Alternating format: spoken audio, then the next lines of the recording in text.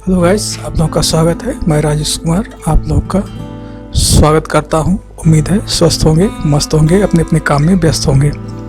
आइए दोस्तों, आज हिंदी की क्लास है, शुरू करते हैं। देखिए, आज का टॉपिक है वाक्य अशुद्धि। देखिए, पर्यावरण की रक्षा ना की गई तो एक दिन ऐसा आएगा जबकि मनुष्य का जीवित रहना दूभर हो जाएगा। देखिए, इस वाक्य में गलती कहाँ पे है? इस वाक्य में गलती है जबकि। जहाँ जबकि है, यहाँ पे जब होगा, यहाँ पे जब होगा, तब ये वाक्य शुद्ध हो जाएगा। यदि पर्यावरण की रक्षा ना की गई तो एक दिन ऐसा आएगा जब उससे का जीवित रहना दूभर हो जाएगा। तो किस पार्ट में गलती है? दो पार्ट बी में गलती है। आंसर इसका बी होगा। आइए नेक्स्ट देखते हैं। वे मित्र होकर पर एक दूसरे को संदेह की दृष्टि से देखते हैं। देखिए, इस वाक्य में क्या गलती है? वे परस्पर मित्र होकर एक दूसरे को संदेह की दृष्टि से देखते हैं। देखिए, इस वाक्य में क्या गलती है? देखिए, इस वाक्य में गलती है यहाँ पे परस्पर और एक दूसरे, दोनों का अर्थ एक ही होता है। अतः यहाँ पर एक शब्द को हटाना होगा। इस शब्द को हटाकर इस शब्द को हटाते हैं। वे मित्र होकर एक दूसरे को संदेह की दृष्टि से देखते हैं।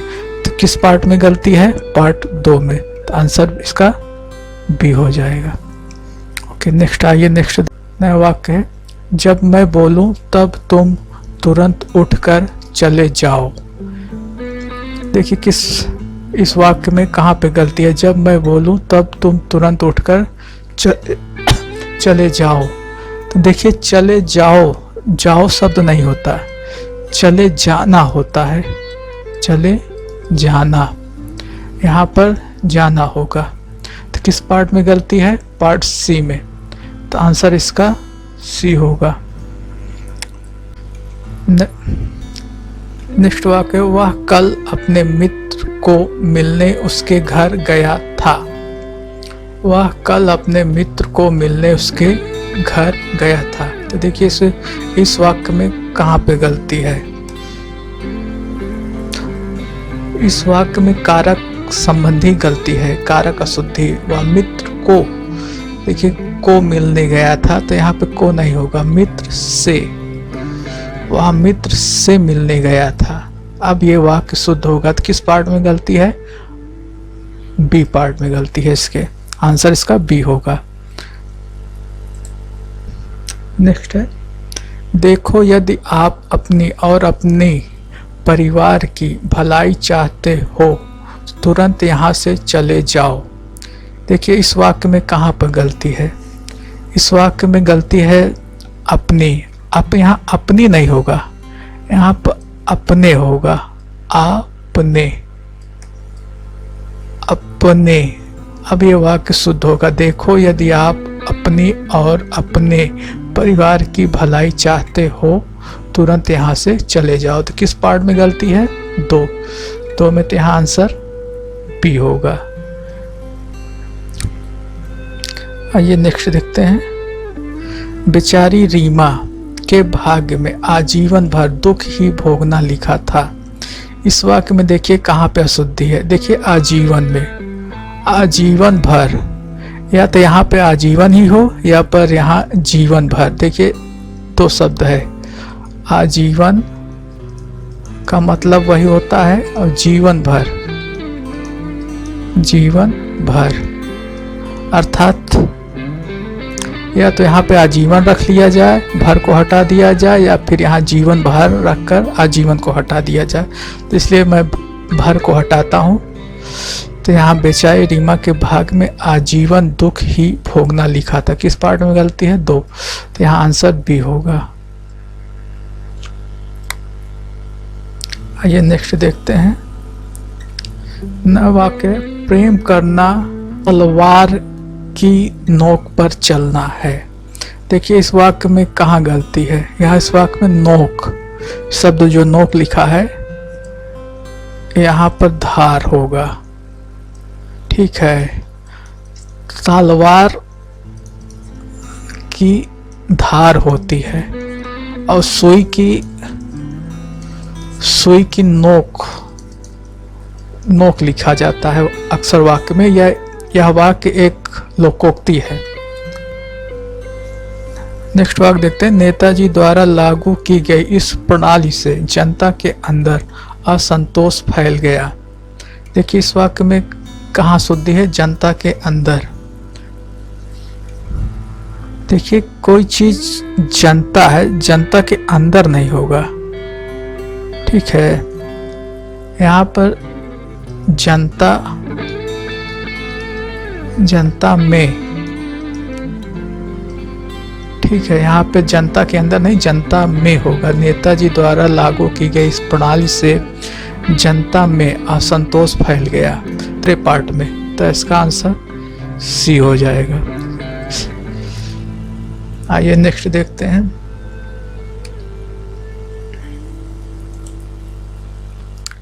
देखिए इस नेक्स्ट वाक्य, इस वृक्ष के फूल अत्यंत सुंदर हैं। देखिए इस वाक्य में किस पार्ट में गलती है? ये वाक्य बिल्कुल शुद्ध है, इसमें कोई त्रुटि नहीं है, इसलिए इसका आंसर 4 अर्थात डी हो जाएगा। कोई त्रुटि नहीं, नो एरर। देखिए नया नेक्स्ट वाक्य, गत वर्ष सेवा निवृत्त हो लेने के बाद अब जीवन लगभग शांत और निष्क्रिय हो गया है। देखिए इस वाक्य में कहाँ पे गलती है? गत वर्ष सेवा निवृत्त हो लेने के बाद, हो लेने के बाद, यहाँ पे देखिए हो लेने है, तो यहाँ हो लेने नहीं होगा, होने के बाद। तो यहाँ पे होगा होने के बाद,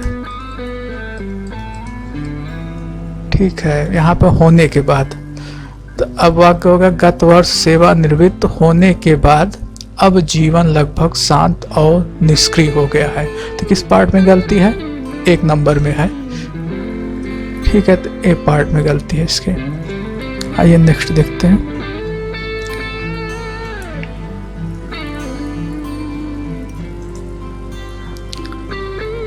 नेक्स्ट वाक्य, प्रत्येक विद्यार्थी को 2 पुस्तक मिलनी चाहिए।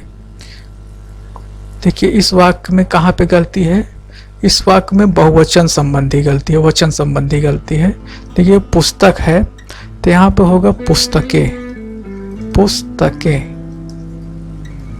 अब वाक्य शुद्ध होगा, प्रत्येक विद्यार्थी को 2 पुस्तकें मिलनी चाहिए, ठीक है। तो इसके किस पार्ट में गलती है? 2। इसके वाक्य 2 में गलती है, तो इसके बी पार्ट में गलती है, आंसर बी होगा। आइए नेक्स्ट देखते हैं। नेक्स्ट वाक्य, यातायात की सुविधा के लिए नगरों की सड़कों को मजबूत और पक्की करनी पड़ेगी। देखिए इसके किस पार्ट में गलती है? इस वाक्य के किस पार्ट में गलती है? यातायात की सुविधा के लिए नगरों की सड़कों को, देखिए मजबूत और पक्की करनी पड़ेगी, तो यहाँ पक्की नहीं होगा, यहाँ पे होगा पक्का करना पड़ेगा, ठीक है। तो यहाँ के 3 पार्ट में गलती है, तो आंसर सी हो जाएगा। नेक्स्ट वाक्य देखते हैं। नेक्स्ट वाक्य, बहुत ज्यादा बोलना उसकी आदत था। ये वाक्य बोलने में ही थोड़ा अजीब लग रहा है कि कहाँ गलती है, आप जल्दी से पकड़ सकते हैं। बहुत ज्यादा बोलना उसकी आदत था, यहाँ पे था नहीं होगा, यहाँ पे थी होगा, ठीक है। बहुत ज्यादा बोलना उसकी आदत थी, तो इसके तीसरे पार्ट में यानी सी पार्ट में गलती है, आंसर हो। नेक्स्ट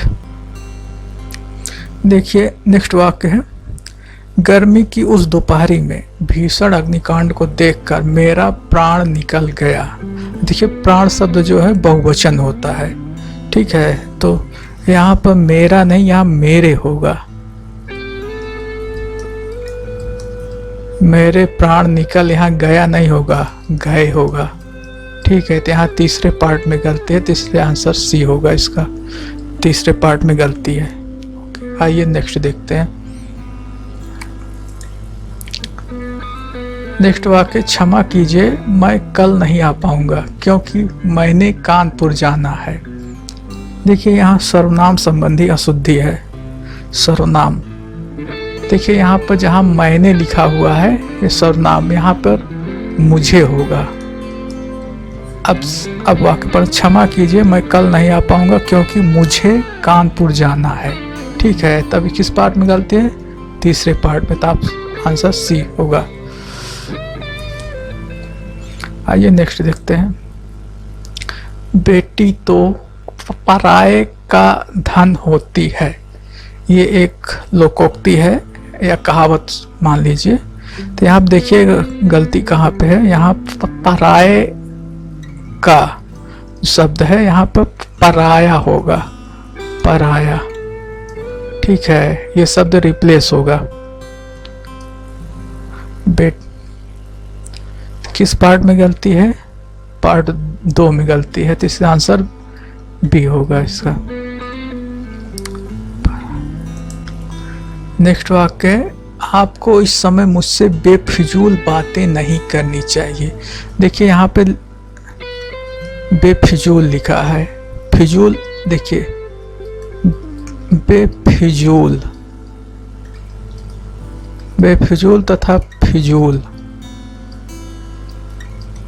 अगर इस दोनों शब्दों की तुलना करें तो ये बे शब्द जो है इसका इस्तेमाल बिल्कुल नहीं है।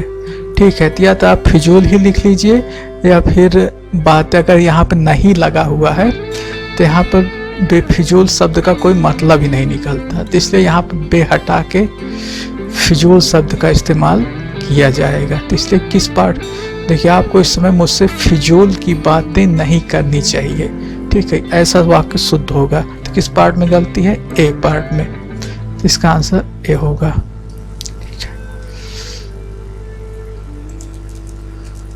गांधी जी नित्य चरखा चलाते थे। देखिए चरखा कोई यंत्र नहीं है, ठीक है, किसी लोहे का, किसी इलेक्ट्रॉनिक का। चरखा या सूत काता जाता है या चरखा भी काता जाता है, शब्द का मतलब एक सही शब्द होता है किसी भी चीज के लिए इस्तेमाल होने के लिए। तो इसलिए यहाँ पर चलाते थे नहीं होगा, चरखा काटते थे, काटते थे। ठीक है, तो यहाँ चलाते काटते शब्द से रिप्लेस होगा, तब ये वाक्य शुद्ध होगा। गांधी जी नित्य चरखा काटते थे। तो किस पार्ट में गलती है? तीसरे पार्ट में, इसलिए आंसर इसका सी होगा।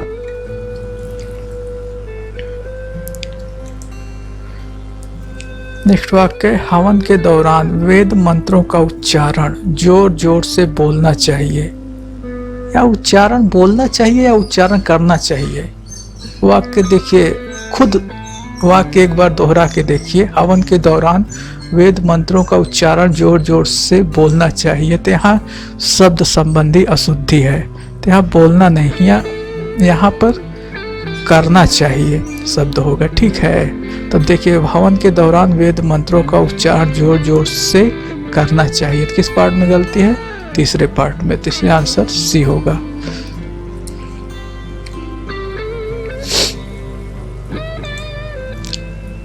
राजीव और राजीव के पिता ने मिलकर चोर को पकड़ लिया। अब देखिए यहाँ पर राजीव शब्द संज्ञा है और राजीव के पिता भी संज्ञा है। ठीक है, तो यहाँ संज्ञा के बाद हमेशा सर्वनाम इस्तेमाल किया जाता है अगर एक संयुक्त वाक्य है तो।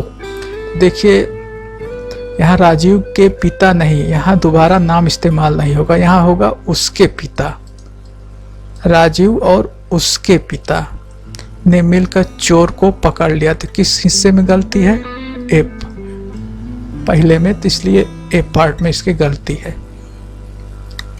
नेक्स्ट वाक्य, सविनय पूर्वक निवेदन है कि आज मुझे जल्दी घर जाने दिया जाए। देखिए यहाँ शब्द थोड़ा सुनने में अजीब लगता है, सविनय पूर्वक निवेदन है। आप लोगों ने पत्र लिखा होगा स्कूल में, कभी छोटे जब रहे होंगे तब सविनय निवेदन लिखा था कि सविनय पूर्वक निवेदन है। सविनय पूर्वक तो थोड़ा अजीब नहीं लगता? ठीक है, तो यहाँ पूर्वक हटाना पड़ेगा, एक्स्ट्रा शब्द है, तो इसमें होगा सविनय निवेदन है कि आज मुझे जल्दी घर जाने दिया जाए। ठीक है, तो इसमें पहले पार्ट में गलती है, इसलिए आंसर ए होगा।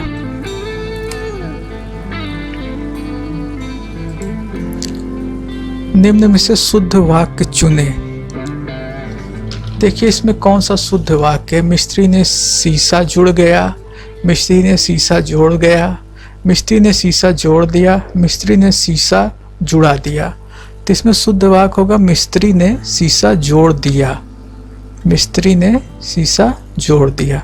ठीक है, तो इसका तीसरा आंसर सही होगा। आइए नेक्स्ट देखते हैं। निम्न में से शुद्ध वाक्य चुने। दुकानदार ने ताला खोला, दुकानदार ने ताला खुला, दुकानदार को ताला खोला। दुकानदार को ताला खोला मतलब ताले ने दुकानदार को खोला, ऐसा हो सकता है। दुकानदार को ताला खुलवाया शब्द, तो इसमें सही शब्द है दुकानदार ने ताला खोला, दुकानदार ने ताला खोला। ठीक है, आइए नेक्स्ट देखते हैं। नेक्स्ट वाक्य, अध्यापक के कहने पर श्रीनिवास ने अपना निबंध सभी विद्यार्थियों को स्वयं खुद पढ़कर सुनाया। अब वाक्य देखिए, इसमें स्वयं, इस वाक्य में स्वयं भी लगा हुआ है, खुद भी लगा हुआ है। मतलब एक ही व्यक्ति को अपने आप को बोलने के लिए या अपने आप को पुकारने के लिए दो शब्द का इस्तेमाल किया जा रहा है, स्वयं और खुद। तो यहाँ एक शब्द को हटाना पड़ेगा, यदि आप खुद को हटा दीजिए या स्वयं को हटा दीजिए, तो मैं खुद को हटा रहा हूँ। ठीक है, तो अध्यापक के कहने पर श्रीनिवास ने अपना निबंध सभी विद्यार्थियों को स्वयं पढ़कर सुनाया। ठीक है, तो इसमें गलती है, स्वयं पढ़कर सुनाया, तो चौथे पार्ट में इसकी गलती है, तो इसका सही आंसर हो जाएगा स्वयं पढ़कर सुनाया। ठीक है, तो यहाँ चौथे पार्ट में इसकी गलती है। नेक्स्ट देखते हैं। नेक्स्ट वाक्य, सुरेश ने यह प्रण कर लिया है कि वह विद्या समाप्त करने के पश्चात नौकरी के लिए आवेदन करेगा। अब ये बताइए, विद्या कौन पढ़ने जाता है जी? एजुकेशन, शिक्षा, पढ़ाई। तो यहाँ पे विद्या, यहाँ विद्या शब्द रिप्लेस होगा। ठीक है, विद्या के स्थान पर यहाँ होगा पढ़ाई। ठीक है, समाप्त करने के पश्चात नौकरी के लिए आवेदन करेगा। तो किस पार्ट में गलती है? दूसरे पार्ट में। तो यहाँ आंसर 2 होगा। ठीक है।